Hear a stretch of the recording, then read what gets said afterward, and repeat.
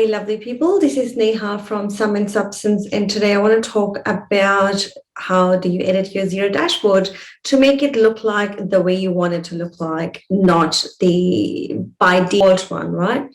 So if you want to have account watch list, I'll quickly show that to you.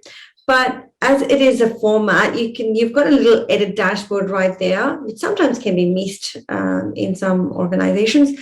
You can actually move it. So for example, you don't need to see bank reconciliation or even, your main focus is you want to look at some of the chart of accounts and you want to see how much people owe you and you want to see how much you owe people. That's kind of your priority. So you want to have them on the top of the screen rather than at the bottom of the screen.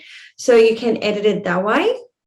And then how we create account watch list, basically you go to accounting, you go to chart of accounts, and pick up the account you want to see on that watch list. So revenue is pretty popular that most of the business owners want to see. Say sales was already there. Let's just put, say, other revenue as well.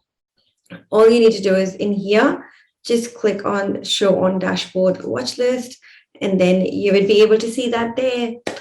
It's that simple. So edit your account watch list, go to the chart of accounts and bring them here. So this was the one that we just did, other revenue, and then click on edit dashboard and see what you want to see as your focus. And then, then you don't have to scroll down to see what you need to see. I hope you found this useful. Thank you very much. See you next time.